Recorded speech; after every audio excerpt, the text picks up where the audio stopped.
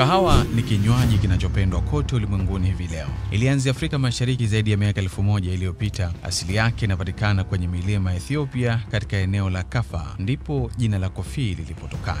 Hadithi maarufu ya kale inasema mchungaji wa mbuzi aitwaye Kaldi aligundua kahawa alipogundua mbuzi wake walipokuwa wakila matunda mekundu ya kichaka fulani. Walikuwa wakicheza na kusinzia kidogo tu. Kaldi akajaribu yeye mwenyewe na kuhisi nguvu mpya. Watawa wa eneo hilo kisha wakaanza kutumia kahawa ili wasilale wakiwa kwenye sala za usiku. Kutoka Ethiopia, kahawa ilisafirishwa hadi Yemen kupitia bahari ya Shamu. Katika karne ya 15 ikauzwa kwenye mashamba ya sufi na ikawa sehemu ya mila ya kidini. Baadaye ikaenea hadi Cairo, Istanbul na hatimaye Ulaya katika karne ya 17. Ndipo kahawa ikawa kinywaji cha majumba ya kifalme na nyumba za wageni kabla ya kuenea hadi Amerika na Asia. Lakini chanzo chake halisi kinabaki Afrika. Leo Ethiopia bado ni mmoja wa wazalishaji wakubwa zaidi wa kahawa ya Arabica duniani. Na kahawa inachukuliwa si tu kama zao la biashara bali pia urithi wa kitamaduni. Kahawa ni mfano bora wa jinsi Afrika ilivyotoa mchango mkubwa kwa ustaarabu wa dunia. Kile kilichoanza kama matunda madogo ya kichaka kwenye milima ya Afrika Mashariki, sasa ni kinywaji kinachowaunganisha watu zaidi ya bilioni 2 kila siku duniani.